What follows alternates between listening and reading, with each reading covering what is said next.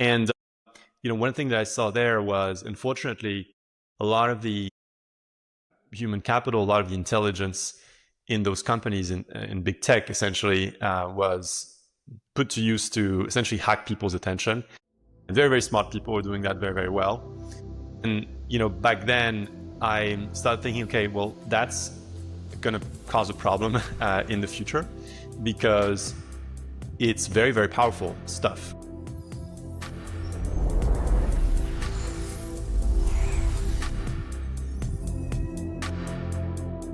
Welcome to the Rethink podcast. Today I have another guest with me. It's Kenneth from Opal. Hi Rudy, thanks so much for. We're very glad to make this happen. We've been trying for a while. I'm so glad to be here. Yeah, same. So yeah, I'm Kenneth. I'm the founder and CEO of Opal. Opal is a screen time management software that you could download on your phone, on your computer. And our mission is to make sure that we can use the tech that we all love every single day, but in a way that actually helps us be better humans, feel better, because we live in this world where that's not an easy thing to do. So I'm super excited to be talking about this subject with you today. I'm also super excited. As you said, like we had a couple of let's say tries until we made it happen, but now I'm super happy that it worked. And what intrigues me is I feel like you're a new generation of entrepreneur, and maybe you can give us like a rundown of founding this company. Yeah, sure. So first of all, I grew up in the Alps. I think so, similar to where you are right now, on the other side of the border, in the French side, a small mountain village. And I think I grew up in a place with a lot of calm and peace, and then, like many people, moved to the craziness of first Paris and then New York, and spent a bunch of time there. By background, I'm bicultural. I'm 100% French. I'm also 100% American through my family. So that's also, I think, an important part of who I am. And then, the journey that took me to found Opal is that I started my career in tech. I started my career at Google. First, when I was 20 years old, I was interning there, and I joined right after. And back in the time where everybody was very optimistic about the potential of technology to, bring good to the world, organize the world's information, make it free, make it accessible. And one thing that I saw there was, unfortunately, a lot of the human capital, a lot of the intelligence in those companies in big tech essentially was put to use to essentially hack people's attention. And very, very smart people were doing that very, very well.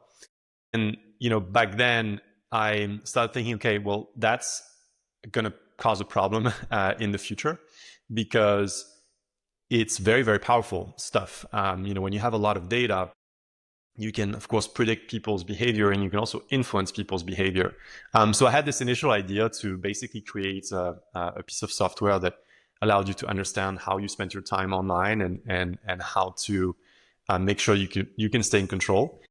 But this kind of stayed on my desk or in my files for 10 years. I did many other things. I started other companies, sold one, and eventually got back to it in 2020 when essentially everybody in the world had a smartphone now. Everybody in the world had social media. 5 billion people in the world today own a smartphone. And this problem that was a small problem, 15 years ago is now, I think, a civilization level problem where, we're all hyper connected and we all use tools that are competing for our attention.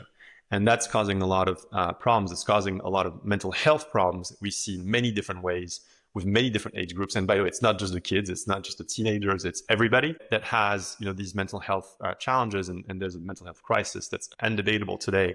And then there's also, a lot of concerns around productivity because we're constantly context switching. We are constantly battling to focus on the right things. And so Opal is really this effort to try to solve that. What we do is, we built an app that you can install and that essentially helps you better manage your attention in this hyper-connected world. We do it in 2 ways. We do it through giving people the right kind of insights and data to understand where their time is going. And the other thing is we intervene. We have interventions. So for example, you can limit or block different apps, different websites at different times of day to make sure that they align with what you're trying to do. So when you're working, maybe you shouldn't go on social media And when it's late at night, maybe you shouldn't be going to Slack and checking your work email. So we try to do that. And yeah, this is kind of like the journey that brought me here. There's just so much more to build. What else I could say? I'm also, I think like you, I'm a father. I have 2 kids, and really kind of interested in making sure that we can build a better world for the future generations, that they can use these great tech, but not be used by it. And so I know that's something that both you and I are super interested in. Yeah, that's so true. What I ask myself is, what was the moment when you were working at Google? So this was 15 years ago, or how long did you stay there? Yeah, 3 years. I started in 2000 I started as an intern in 2008, and I joined full time in 2010 for 2 years. So I did 1 year in 2008, 2 years in 2010, and And was there a specific moment where you realize, okay, they are like really trying to hack our attention and create micro habits, or what was it that was there a specific moment, or it came with time, or what was it? Yeah, there's a few ones. So, that was part of a team called Market Insights that just as is today. But essentially, it was a research team with a bunch of statisticians. There's some economists. There's some people working on panel research. And they did 2 kinds of research. One is basically product research, trying to understand how to improve the different products worked on. For example, YouTube, Maps, a product called Wallet at the time. And then also advertising type research to basically prove that paying money to advertise online was a very efficient thing to do, better than TV, better than print, etc. Because at the time that wasn't very obvious, and most people didn't really, most companies didn't really know how to think about online advertising. We're really doing that in a major way.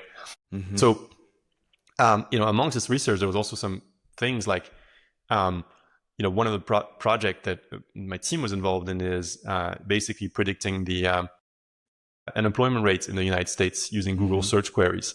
Wow. And so that was a project that basically in a very short amount of time, of course, using search queries and published research, it was possible to predict the unemployment rate in a way that was much more precise than other methods of research, like calling people and having a panel where you asked people, whether are they looking for a job or not.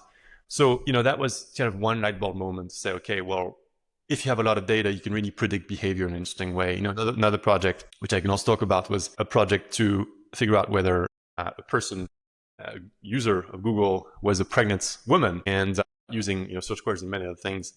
And that, of course, was also very successful because you can do that very well. You can do that so well that you can probably do that better. You could at the time, talking a lot more than 15 years actually. This is 2008. So almost 18 years ago, you could do that better than most people. And so basically, those were light bulb moments to say, okay, you can actually predict so much using this data. Yeah. And then I think another moment that was actually after I left, but there's this great person called Tristan Harris, who was at Google when I was there, but then went on to start a foundation, leave Google and start a foundation called First Time Well Spent, and now called Human Tech Foundation, and really kind of brought light to the fact that there was systems were going to create addictive behavior. Yes. And we started seeing that. But I would say this happened, it started to solidify after I left. I had this instinct that there was something that was wrong, I would say, but to be honest, it kind of really solidified after. And people like Tristan were very important in like realizing that. So it was more sort of, I wouldn't say there's like one specific moment. It's more sort of a build-up of moments. Initially, I thought about it as like, it would be just great to, because I was doing research. So I was on the other side and seeing what you could do. And my instinct was like, it would be great if every person could do research about themselves, and get access to the power of this data for themselves to understand things about themselves. So that was before screen time, but the initial business plan for Opal was basically like screen time, just seeing how much time you spend on different apps, on different websites, and what kind of impact it has on you. And fast forward many years, what I saw was, of course, smartphones that became completely ubiquitous with everybody. Social media, that was a way more powerful force to predict behavior especially Facebook and then Instagram and others, WhatsApp. And then, the real world problems that were actually happening, right, were, basically the mental health crisis with youth. I was an investor in a mental health company in the late 2010s that was really addressing that directly, and I saw that super close, and how much there was a massive need, a massive problem for, especially for young people, around that. And so it kind of solidified to this kind of need to create a solution, because I didn't see any other very convincing solutions. Wow, that's amazing. And it reminds me kind of a similar experience I had. It was also similar to your experience of built up. The first indicator I had was I was doing a CRM for BAT, this tobacco company, and this was also in the early 2000s. And what was shocking there is like they had like this platform as a front end where you could do reverse auctioning. It was like, at first I was just developing this and didn't mind too much. Doing the CRM, I also like worked on the part where you do analysis on it. And one of the things that struck me the most was they had an algorithm that is based on a very simple survey, maybe 8 to 10 questions. And from there, they knew how much your affinity was to a specific brand. So that brand that we are working for was Gauloise, and they knew it. And this was already like a first like revelation. I didn't get it then because it was also like in the early 2000s. But later there was a book, maybe you know this book, called Hooked. Have you heard of? Yeah, have you absolutely. read that one? Yes. And I had the chance to spend some time with Nirial, the author, and actually interview him as well. And definitely like hugely influential book. Yeah, for sure. And one of the things that I noticed, it was the way he talked about, for instance, what builds dopamine. So it was already the anticipation. It was also novelty, all these things. And funny enough, they correlate with also like triggers to get into like this flow state, like this optimal state of consciousness where you are super learning, stuff like that. And in the combination, I also had this feeling at some point, like you can, when you want to create like these like micro habits, and you have people get in a arousal state where they are open and receptible, and you trigger emotions, and then you repeat it, and then you have also a trigger or a loop where the reward is not 100% certain. Then you have like all these different things, like also this affinity scroll, all these things, also the mechanism of scrolling. All these things are like certain hooks or anchors to create this micro habits. And I was like, also at some point, I just got it. And it was not one particular data point, so to say. So it was a accumulation over time where at some point I just thought, okay, this will create a massive problem for, in particular, children, but for us as well. Yeah, no, I had a similar journey to you, discovering that book and then a few others about like basically like how important habits are and how people can hack those habits. And of course, the story of Hooked is how the science of habits, basically habits behavior change, has been taught in places like Stanford University to many people that have gone on to build things like Instagram and Facebook. Actually, Zuckerberg also studied with BJ Fogg, who is like the kind of prominent researcher there on these topics. And I think Nirial does an amazing job at explaining the science behind this in Hooked. And I had a similar journey to you, where basically like it was starting to kind of be aware of that and how important habits are in my personal life and in tech, of course. And then I still think it's extremely undervalued today. Like most people don't think about how important habits are. Like we tend to think about how big ideas, big decisions are super important, right? Like what job will I take? Where will I live? What partner will I choose? People spend so much time, thinking about that. But what science shows is that actually a lot of your life is guided by the habits that you take, which are much smaller and guide like most of our lives. And we spend just very little time thinking about them and how to change them. It's very hard, obviously, to change. But the thing is, because we're not really paying attention to those habits, it also leaves a lot of space for companies to be able to exploit these habits for profits. And that's really, I think, in big part, the history of big tech, and in particular of the attention economy, that was very successfully able to apply behavior change science to tech in a way that allowed to create massive behavior change. And so that's why, when you go in the subway today in most cities in the world, you get almost everybody that's on their phone compulsively, for example, or in a waiting line in the bus, at work, while driving. Unfortunately, for a lot of times, it's not so much because people are making a conscious decision, say, oh, I really need to open this app right now and check the latest feed. But it's really because they've developed this habit that makes the opening of the app completely compulsive. And so that, what I believe is that in order to change that, there's many ways to do that. Obviously we're in Europe, so regulation is important. Like regulation is part of it, right? Maybe some things are not allowed, right? Maybe you can change that. Maybe education is a big part also, like, with kids and children. But I also believe you need tools, to give people tools that make it easier to adopt the right behaviors. And that's really what we focus on, with Opal, is to build a tool that actually uses the same kind of science in a way that is beneficial to people, so that it actually helps them create the best habits that serve them. Yeah, I can totally see that. And this was also something that I wanted to go with, is like, we have now a use case of where we applied this science and also the technology to create this like, let's say, not good habits, but now we can use kind of the same science to create good habits. And I love that Opal is doing that, basically. And I think that's also what inspires me of your company. And I have seen that you have like this mission of align computers with human well-being. Maybe can you explore or tell us what is your thinking? I mean, yeah, I think so. We've touched upon this, but basically, I think that those tools, those things are incredible. I use an iPhone, but Android also great. The tech that we use every day is mind blowing, and it's only getting better.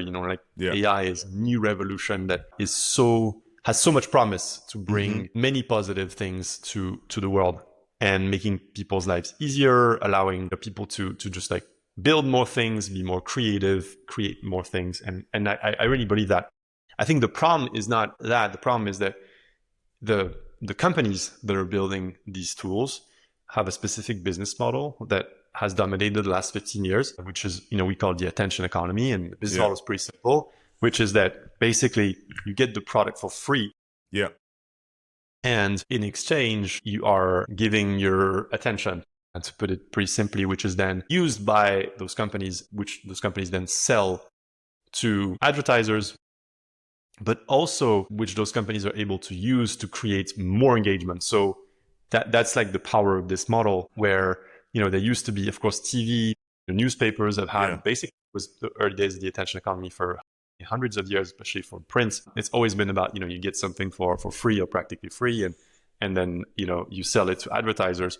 The difference with the tools that we have today is that the companies that build them are incredibly good at capturing users' attention to, of course, to sell advertising, but also to be able to create more engagement. So take more time from people every single day, all the time. Yeah. So it's not just like, for example, if you take Instagram as an example, it's been around for a long time. And, at the beginning, it was very successful, and it only took a small portion of the day from people. And then gradually it was able to take more and more and more. And, maybe at the beginning it was something that you checked once per day in the morning. And then now it's something that you check, 20 times per day throughout the day from morning to evening. So that's what those companies are really good at. And I think what the problem we have is, like, in the simplest way, is that technology is really impressive and amazing, but it's misaligned, meaning that it doesn't really align with what I want as a person. What I want as a person is to, be happy and live a happy, healthy, fulfilling life, being able to develop my own intelligence, being able to do all the things that I care about, and everybody has slightly different things. But what what the companies building those products, what their incentive is and what they want is very misaligned with what I want. Yeah. So there's a problem of misalignment, and people talk about misalignment in the context of AI these days and say, there's like, we're building AI, like how do we make sure that AI serves humanity? I actually think that this problem has already been there for a long time. It's with this, right? And with like all those tools that we use. And so what we see our mission is basically we want to realign the computers, which is, phones, PC, everything else that you use, with people and with their human well-being, with people's well-being, people's intelligence. So, concrete way is, for example, I don't have anything in particular against, for example, Instagram. I think it's amazing if you use it well, right? It's like, entertaining, it's fun. You can catch up with your friends. You can DM your friends. It's free. It's incredible. But only if you use it in the right way. So for example, for me, it works only if I can actually limit like how much I use it. So, I won't open it more than like 5 times per day, for example. And that's something I can set up with Opal and say, 5 times and then I can't open it anymore. Or maybe it works only if like I don't use it first thing in the morning. I only use it, and in the middle of the day or in the afternoon. So that's really like how we, see our mission is to basically take all the great and weed out the bad. Make sure we can like benefit from all the amazing stuff and not like be affected by the bad stuff. That's such a great way you explain it, and I totally agree with you, because technology should be a tool that serves us and not the other way around. However, one thing you particularly mentioned, that like now everybody's talking about alignment in terms of AI, but you said like very greatly that we had this problem before, and I agree with you as well on that behalf, because one thing that I always see is like there's a huge problem in our society as a large. Also, you see it in companies, but you see in almost every system that there is no straight incentives. I can give you a great example about Switzerland. So, for instance, Switzerland is such a great country because of the decisions that were took 500 years ago, something around those lines. However, is now when you ask somebody what's the plan for the next 50 years for Switzerland, nobody can tell you that, because there's no incentive to think this long. There's no period, like no incentive to think this long, have a plan for the next 50 years. And one particular thing is, for instance, the education system. And I was also thinking why this education system is still very much outdated, basically. And the reason being is also there's no incentive to long-term thinking, because as a teacher, I have to teach the curriculum, and the curriculum is not about, like, for instance, like understanding in a way that in 10 years the jobs our children will go into do are probably not invented yet. So for me, it's like this is like a bigger problem, because I can give you also another example. Let's say, for instance, X. I'm not on X. Maybe you are not. But X is a private company. They have their own incentives. Their own incentives is growing their product, growing the engagement, and whatever metrics they are using, right? However, what is like discussed on X has a real impact on the whole world. So then, and we can argue, is it then part of, because it has an impact on me, for instance, although I'm not on X, is it then something that is a public good, or is it still a private good? So there are certain things in our system where I believe, like, and don't get me wrong, I'm a total, like, I'm for free market and all these things, but I feel like because these technology are so powerful, we really have to think how we can align things that make us innate human, and align these things with the enterprises that we are building. Because maybe it's a controversial question I ask you, but let's say like Opal is the most successful thing. Is there a point where you might also be compromised in your mission, because it's like you have your like, let's say, incentives, but maybe at some point you don't realize anymore that your incentive is not aligned with anymore with the incentive of the broader humanity. So my question is, how do you see that in our current society, and maybe do you think of a solution or something that we can actively change that will not lead us to this point? Because I can also think that at some point Meta, Google, Instagram, they probably didn't start with this mission in mind. They probably just wanted to build an amazing thing, and then they end up at some point like overboard. Yeah. Such a fascinating question. I think there's a lot to talk about here. So I think maybe I can tell you about, how getting started, building Opal, right, was, and for me is, I think that we both agreed there's like a big problem, and it's like a civilization level problem, right? So there's a mental health problem, there's like a kind of productivity level problem, like you're saying, there's a misalignment problem with the tech we use, and that's not really aligned with like what humans actually need, and it's causing all sorts of bad consequences. And so when you face that problem, you can say, okay, what do I do about it, right? And so that's the question that I faced. And for me, it's going to get very, let's say, I to me, it's like, if I want to do something about this myself, and I look at, okay, what do I know how to do? What personally, what am I good at, right? Like what are the things that are needed, right, in the world? And basically, what I do is a meeting point between those two things. So for me, I'm not gonna run for office necessarily.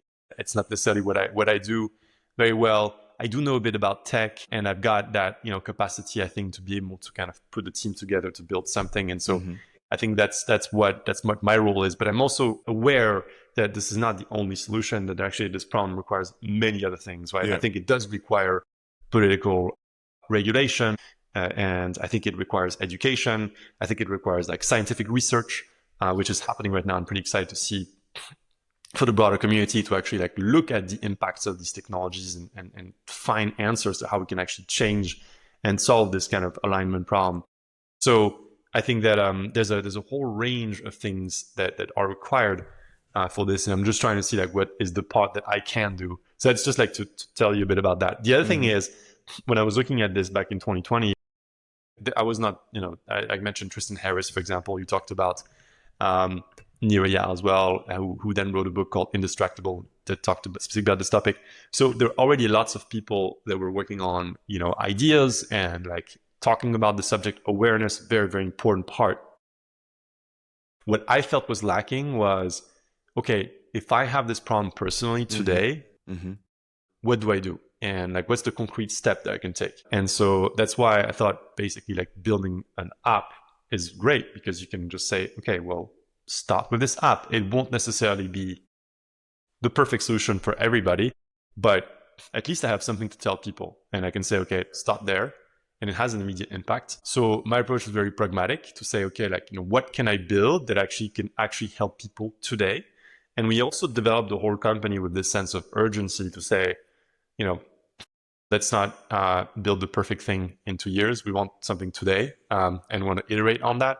And so it's really built into the company as well. So we started in 2020, and every single week, until actually a few weeks ago, because we changed the approach recently, but we've released a new app version every week in a very iterative way that forces the company to have a sense of urgency and say, okay, what can you do today to help the millions of people now that are using this app, and hopefully a lot more.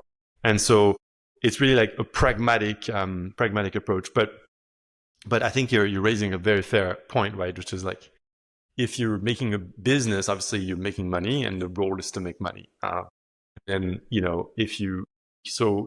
there is a compromise, right? Like between like, what can I do to make money, and then like also want to have a positive impact on the world, and like have values and have something that corresponds to those two things. And so I think inevitably there's like a tension there, and some compromises that need to be made.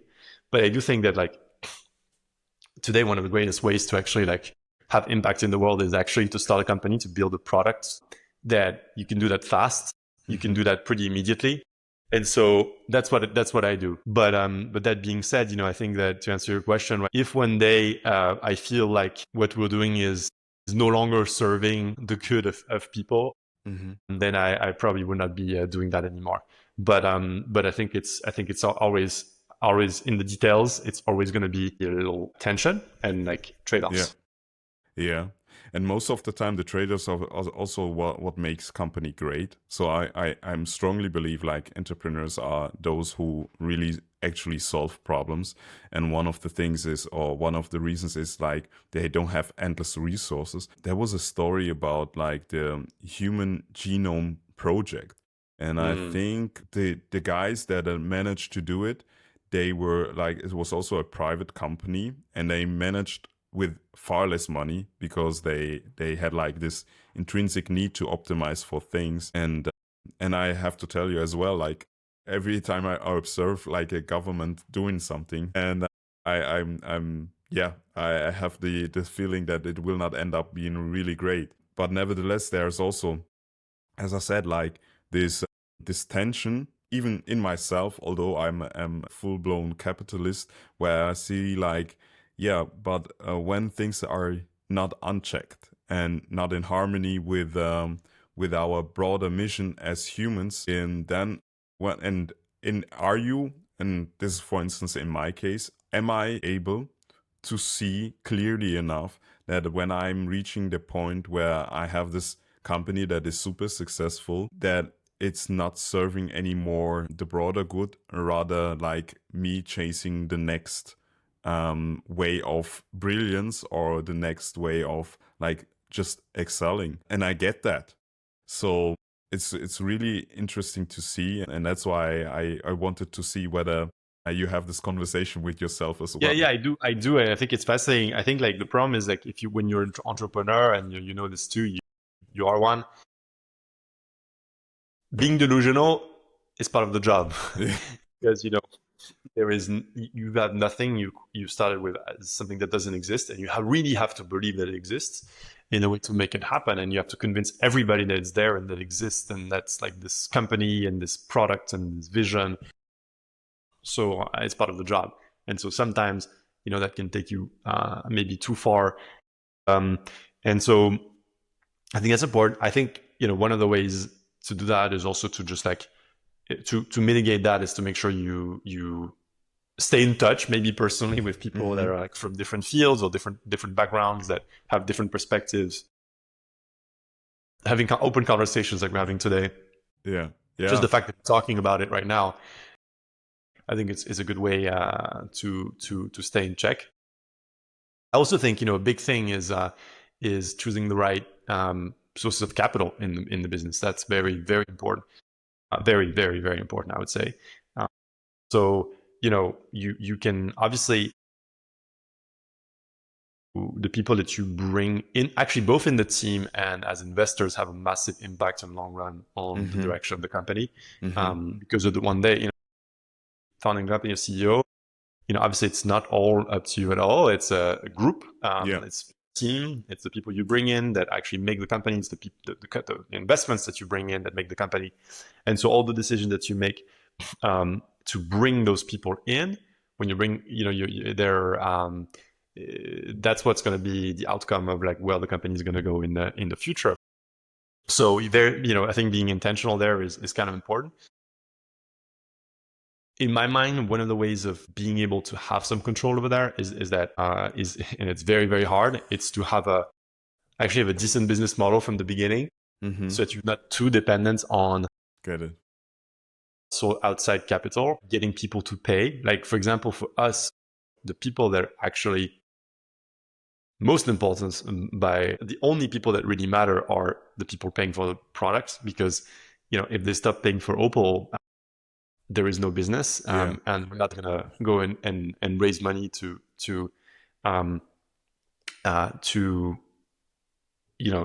make up for that.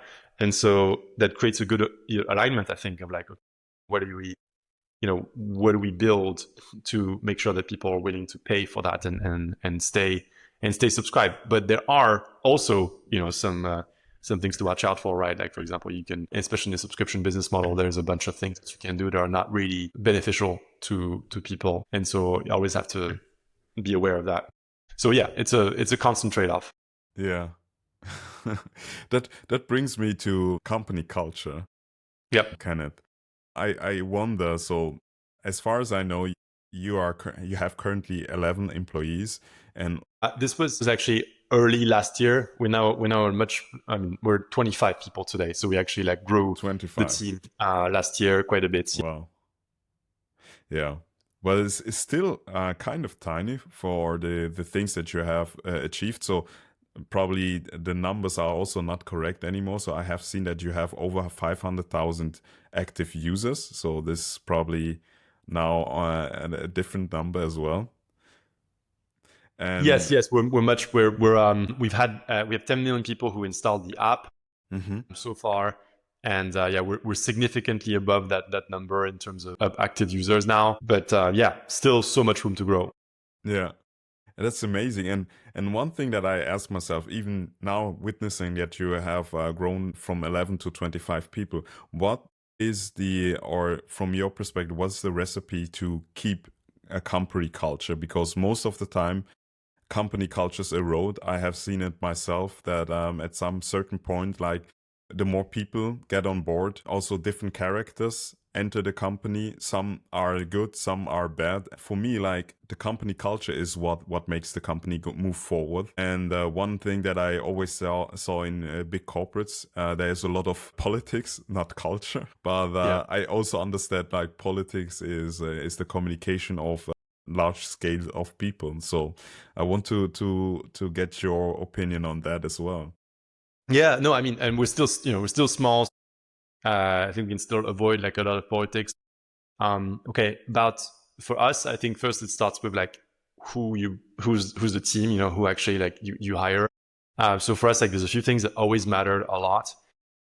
Number one is we hire builders. So what I mean by that is people who actually like build something independently on their own, kind of demonstrated they're like extremely and can build things on their own. So for example, like all of our software engineers, things we look at is what's the last app they built, and that's on the store. And that's always like kind of usually eliminates like 95% of applications, because it's just a mindset to be able to kind of build something.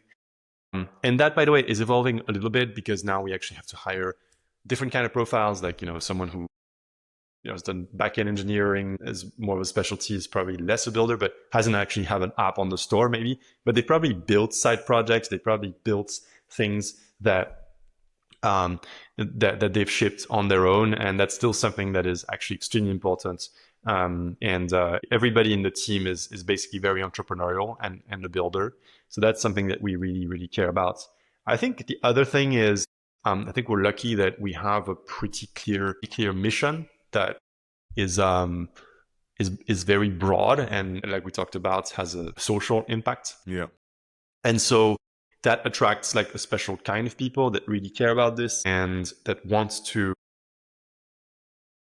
join a successful company that also has like a positive mission that they can stand behind, and people are super excited about that. And so that's also something that I think is very core to our culture, is that you can have any one of the people in our team in this podcast, and I think you'd find them very passionate for slightly different reasons maybe, but very, very passionate about the mission that we have. I think, the other piece of it is we decided to actually solidify a culture around, we have a hybrid culture in terms of, we have an office here in Paris with part of the team, and we have a big part of the team that's remote, but we really consider everybody to be on the same level, should have access to the same kind of things, the same kind of tools. That things should be documented in writing to allow communication across the team, and that's worked very well. We also have this kind of cycle of meetups that are now really processed for a small team, but we have like very clearly a meetup every 3 months, and that is kind of this ritual that brings people together. So I think that's I think a lot of what like makes the culture and cohesion between people. We also have a very international team. So even though we're based in Europe, we have this office in Paris with 25 people. We have 13 nationalities, and I think we're bringing in 2 more nationalities in the next hires. So very, very international. Knowledge of the US market and the US culture is non-negotiable, because if you want to build, in our case, like a consumer, business, this is by far the number one market, and a lot of the consumer trends like come from there. Everybody, I think, has that in them when they're experienced, have traveled, gone to the States. And so I think that's also a part of what we do. Yeah. So I think it's a blend of all of these things, but I would say, it's interesting for me.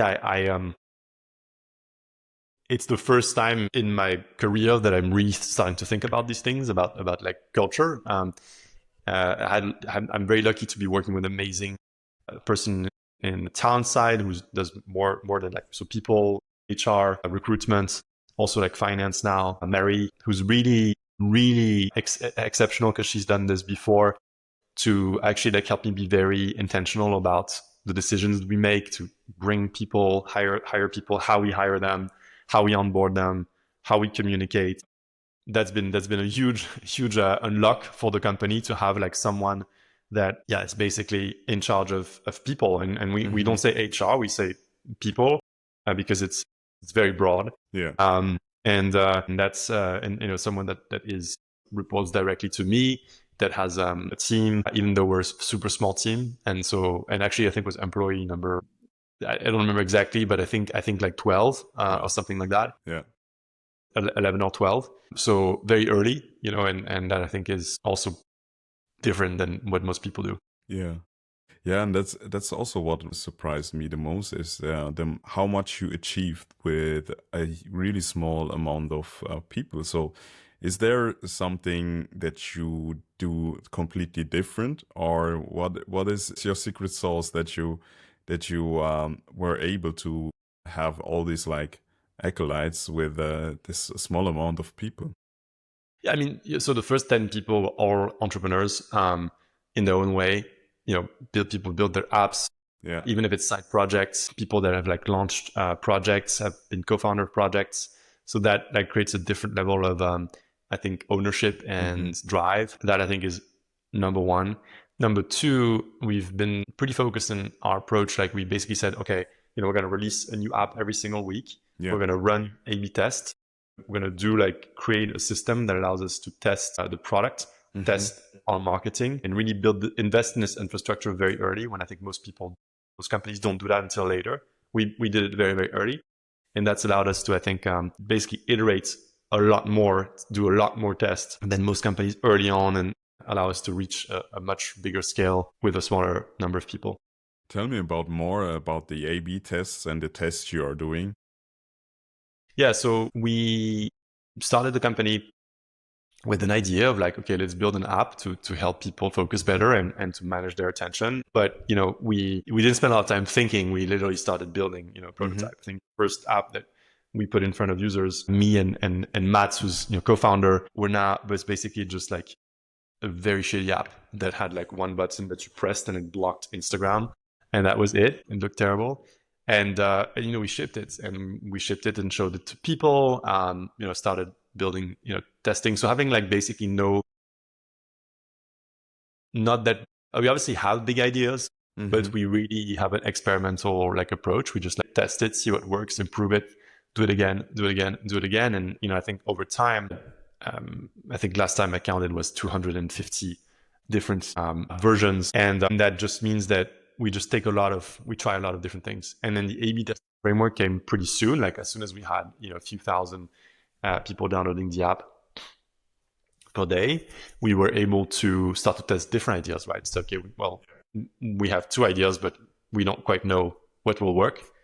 And so that allowed us to discover a lot of things, right? And I think today what's interesting is like there's a category of screen time apps. Like we're not the only ones, there's many. We were the first to introduce a screen time app on iPhone with Screen Time API in September 2022. I think a lot of the apps now kind of look the same, maybe kind of look like us. But what was interesting is that for example, what we introduced is the idea of having we call like scheduled sessions. So one of the main features in the app is download Opal, and I'm going to say, from Monday to Friday, from 9 to 5 p.m. during your work, let's block Instagram, let's block TikTok, let's block news or all the things that might be distracting. And then another pattern is the default is that you can actually still access those apps, but you have to go back into the Opal app and ask for a break. Mm-hmm. So there's a little friction, you have to wait a little bit, and then we introduce like some more type of frictions. So that pattern, is like, we tested it. We just found that most people, the thing that resonated most with people is like the idea of like work hours. That like when you tell people, yeah, you probably work, right? So maybe you probably don't need to go on social media while you work, right? Okay, so let's just set it up. And the interesting thing is that you do that in the onboarding, and then of course the next day you completely forgot about Opal, and it's 9:30 a.m. and as you usually do because you do it compulsively, you open a social media app, and then you're like, oh, that's right, I committed to not do that, so the app is blocked, and you're like, okay, I'm probably gonna do it anyway, and so it's an easy enough way to get people to commit to something without having to remember it. That's one thing we completely discovered by A/B testing. We didn't think that was going to be the thing initially. We tried a lot of different things. Testing really helps find things that work, things that like resonate with people. That's so interesting.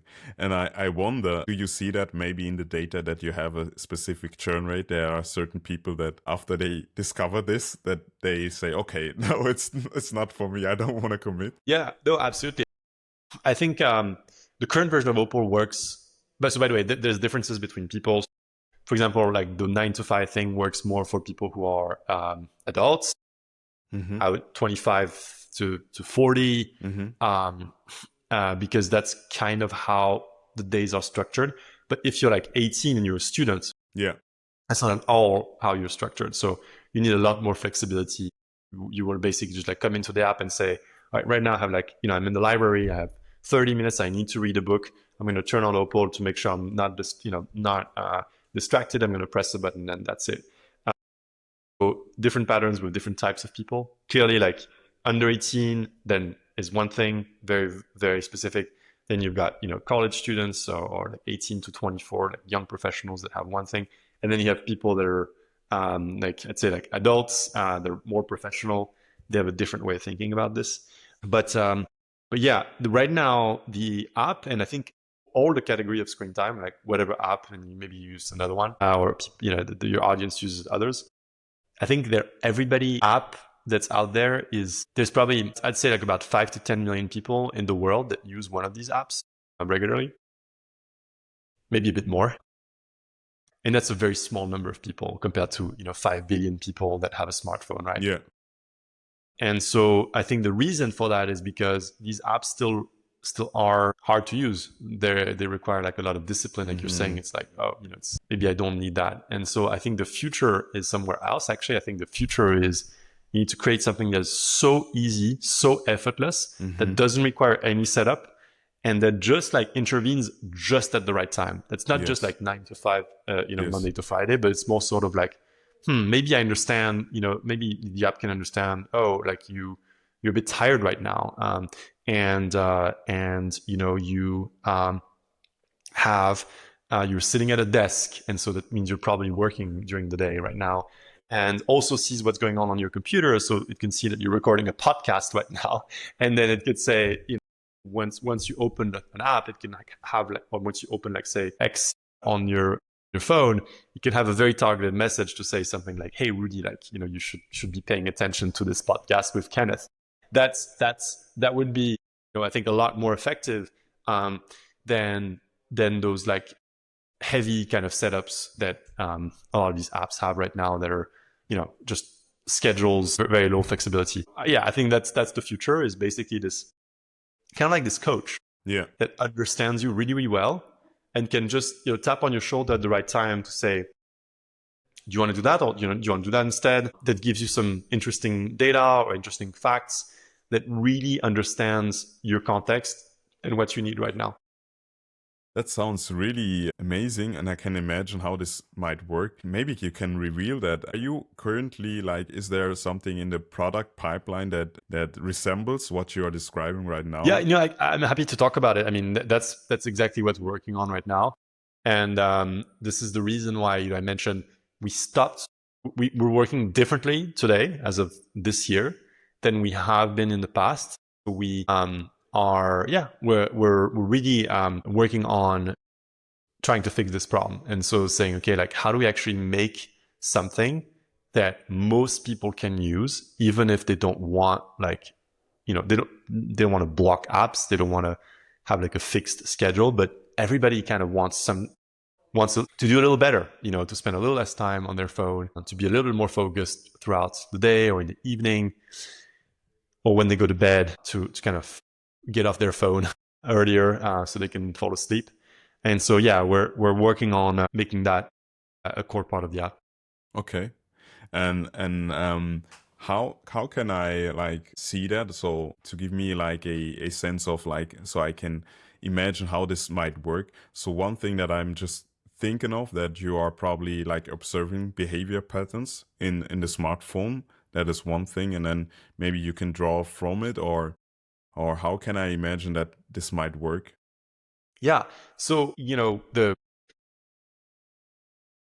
what you do on your phone or on your computer is a very interesting indicator to Mm-hmm. understand stuff. So, for example, if you're context switching a lot, right? Like you're Yeah. going from, if your job is to do an Excel sheet, Yeah. and you're on Excel, but then every 5 minutes you check your email. That's an interesting Mm-hmm. data to understand there's something that's going on with you, Yeah. right? Like maybe you're stressed, maybe it's difficult for you to pay attention to this thing, maybe you're tired. Mm-hmm. And so we can use that context to like create a really interesting intervention. But we can also use other things like your calendar, for example, to understand what you're supposed to be doing right now. And also, yeah, some context around where you are and what you're doing. I mean, there's a lot of sensors, inside the phone that can help understand if you're walking, if you're running, if you're jumping, if you're driving, if you're flying. All of these are kind of interesting context. So we're working on understanding that context to intervene at the right time. Will it also integrate, for instance, the smartwatch? So to have like I body, would love that. I would yeah, love that. We'll see. Yeah, we'll see. We'll see what we get with that. But I'm a big fan of like health tracking. And do yeah, you use one? Do you have yeah. a? I have a Yeah. smartwatch, so an Yeah. Apple Watch. Okay. However, I stopped using Aura and the Whoop strap. Although I really love the data. The reason being is I wanted to get more like, let's say, in tune with my own bodily sensation rather than reading like the data on it. Mm-hmm. However, I find myself like, I used one app, and I think it's Brain FM. And what Mm-hmm. intrigued me is like, they are like, basically what they are doing is like some like enhanced versions of binaural beats, which should help you to concentrate. And then they're using, for instance, like your bodily sensation, like heart rate, to in real time change the music. For instance, when they detect that you might be a bit stressed, they change the music, so in order to help you modulate to be more relaxed in a sense. And from after I had a podcast with Alex Stoneman, and he's like very into like how the music has an effect on the brain, and so Mm. you can really use music as a neuromodulation tool to change the way you feel at the moment. For instance, if you want to have more arousal and more like amp up energy, so for instance, you maybe when you go to the gym, I have a like a gym playlist, then you can amp up the music in a way. Or when you want to somebody that he relaxes more, that you can also use certain music types that will induce that. And the interesting thing is also, it has also a feedback on your hormones, and also like different other states. So that's a very powerful system. So I can imagine, if you have this closed loop system with it, for instance, the smartwatch, you can, for instance, check the HRV to see whether somebody is stressed, and maybe introduce something to that line as well. So I just thought about that. Yeah, this is great. I love that. And by the way, Brain FM is a really cool company. I hadn't thought about talking to them, but I'm gonna actually follow up on this. I think it's an interesting potential partnership there. Yeah. I believe that. I think my dream Mm-hmm. is that, okay, what I think is, obviously what you can measure you can change, Yes. and what you can't measure it's difficult to change. Yeah. And I think that what in this hyper connected world, one of the things that is becoming very important is that people can uh, manage their attention to make sure that you're paying attention to the right things. You can have access to anything in the world at any time, great. Yeah. But what do you actually decide to pay attention to, and Mm-hmm. how do you do that? I think that's very important. So, one of the things that's missing today is that there's no way to really measure how what you're paying attention to, Yes. how good your attention is. Yeah. There's plenty of good measures for, like, you can measure temperature to know if it's warm or cold. That's great. And I'm really inspired by the fact that actually, when you look back in history, a couple of 100 years ago, there was no temperature. Actually, there was no like shared number that people could use, shared signal that people could use that was reliable to say, what is it? It was basically like, it's cold, it's not cold, it's warm. But my definition is different from your definition. Maybe you're in the Swiss Alps and I'm like in the Bahamas somewhere, and for me, 20 degrees is cold, and for you, it's like 0 degrees. So there was like no real like kind of shared number. And I think we're in the same place today with focus and with attention, where when I'm saying I'm distracted, or I'm good at paying attention, I don't know if that's my definition is the same as your definition. Yeah. And so I think like being able to measure with a shared number is very important. And so my dream is to be able to kind of build this, measure this temperature for focus that we can use individually to kind of improve and understand better our days and the impact of different things. And also, socially to be able to understand, for example, things like, we talk a lot about attention deficit disorders, ADHD, ADD, which is becoming a massive, massive topic. Absolutely. More and more people are getting diagnosed, and there's a medical definition. There is no standard measurements for this. Yeah. And so what I think is interesting is that actually screen time is a very interesting indicator to measure attention, because we're spending so much time on these devices. And so anyway, that's one of the reasons I have, is basically to kind of measure this, measure attention, measure focus in a reliable way.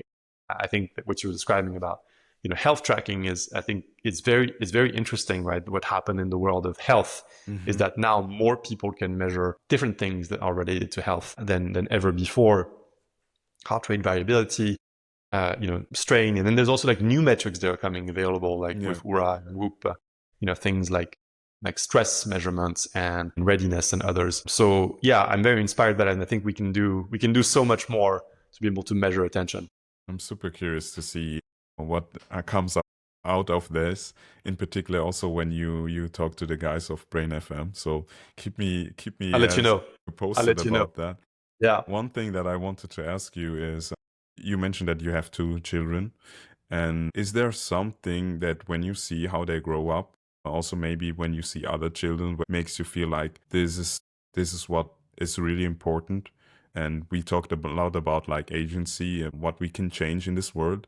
And I want to understand what it comes up for you when you think about your children and what their experiences of their world at this point of time. Yeah. So my children are young; they're 3 and 5. So I think they're just for framing. I think it's important because it's very different when you have a 10-year-old. It's very different when you have a 15-year-old. So that's like my personal experience. But what I would say is that, I don't know. First of all, it's difficult to be a parent in 2026. I think first it's difficult because there's a lot of guilt that comes with screen time in particular. There's a lot of stress. People are worried, but on the other hand, a lot of parents need help, and it's first of all, it's easy to give, an iPad to a child. It's easier, and in cases, people don't have a lot of alternatives. So I just want to recognize that. So I think there's a lot of fear mongering. Kids are good, generally okay, more okay than we'd like it to think, because kids are adaptable. They can learn so much. They can adapt to so much. So I just keep that in mind. For example, the official recommendation in many places in Europe is no screen time at all before 3 years old. And I think that's actually way too extreme, because I don't, it's fine to watch a movie probably if the content is right. Yeah. So I don't know, a few principles. I think number one, anything, when you introduce something new to a kid, and you don't usually just give it to them and say, here it is. You actually try to do it with them and teach them something, anything, right? Yeah. A knife. When you're trying to cut something on the table, and my 5-year-old does that very well now, you don't just give them a knife and say, all right, go ahead. I'll be in the other room, just do whatever you want. If it's, a bike, you don't just say, here's the bike. Just go outside on the street. You'll be fine. You have training wheels, and usually you show them something. And I think the same is true for screens. So how you introduce it is very important, and how you do it with them is very important. I think we kind of forget that, because yes, those screens are incredibly easy. You just press, and then 1-year-old will start watching a comic and book, and they'll just start watching. And then same for an iPad. I think for an older kid, they're so intuitive that they will just start to use it. But maybe we forget sometimes that you need training wheels. I think training wheels are very important. I think doing it with them is very important.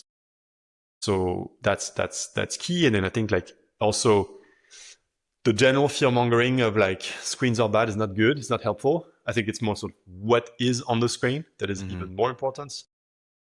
Making sure that it's kind of content appropriate. My 3-year-old, I know she can watch, just to give you an example, I don't know, she can watch one of the basic Disney movies, like The Jungle Book, for example, or something like that, because it's kind of adapted. Many things that, other kinds of cartoons, she can't really get it because it's too young. So it's just making sure the content is right. Making sure that you as a parent, especially for young kids and kids that are, 5, you decide what the content is. They don't just pick and choose. I think that's kind of important. So that's what I would say. But then again, also saying it's okay for most people there's no need for guilt. It's fine. You make mistakes. Everybody does. As a parent, you make a ton of mistakes. You do things that you shouldn't be doing. I think everyone has that. Only a few people have the honesty to talk about it, maybe. And so just whatever happened, it's fine. Let's just go back to try to have a conversation with the kid, trying to see if you can introduce training wheels. And then I think that's for younger kids. Then as kids were older, yes, it is very important to give the kids agency, or give the teens agency. It's even more so important. Give them a seat at the table. So one of the problems with screen time right now is that it's seen as a restriction, as a punishment, even. So it's I'm a parent, I decide what you're going to have access to or not. And that can work when they're 5, but when they're 12, that no longer works. And so that becomes more of a challenge. One of the things that we see with Opal is that we actually have a lot of teenagers, kids, but teenagers that are using the app on their own, fully autonomously.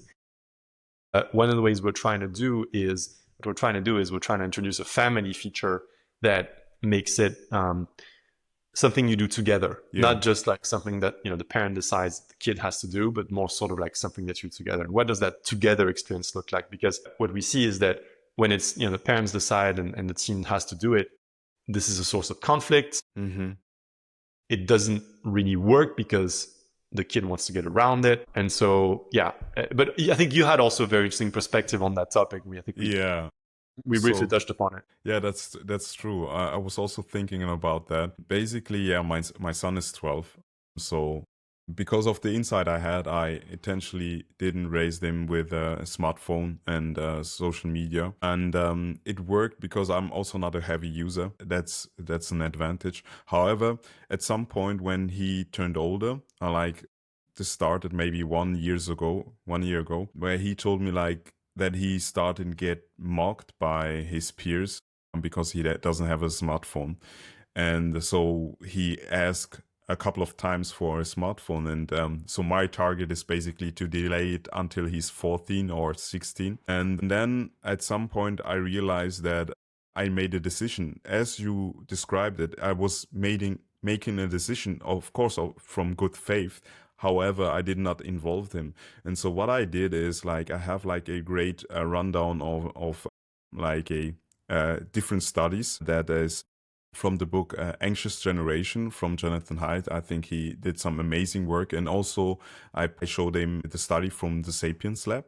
And so I sit him on my lap and I showed him the data and I explained it in a way that is digestible for him. And the remarkable thing that happened was that he was like, I got you. Yeah, I understand why you and my mother are so adamant about this. And then he said like, and you know what? I will also constrain myself even more because I used to play a certain game on the tablet of my grandmother, and I don't do it anymore because I feel like it's hindering my cognitive development. And it's just because I involved him and I showed him what I'm seeing. And then from this perspective, it creates agency, is exactly what you're describing. And I think that is something from my perspective, this was a game changer in that sense, that I could see how much it changed when you share your perspective and also you enable them, because the whole topic where I see like is the most important thing, and all our discussion is almost centered around this, is like it's not that technology, screen time, Instagram, social media is inherently bad. It's just the way that how we use it. And I came across a study just recently, and it was like basically it tried to measure like what's the difference and what is the similarity between like a traumatic event and something that creates flow. So because you have very similar trigger to something that it might be like a pre-PTSD or traumatic in a sense, and something that is flow, because in both cases it triggers by a challenging situation. So the skill to challenge ratio is a bit tilted slightly towards challenging. Sometimes there's danger involved in all these different things. That there's a lot of similarity. You know where was the biggest difference? What is No, your I best don't. guess?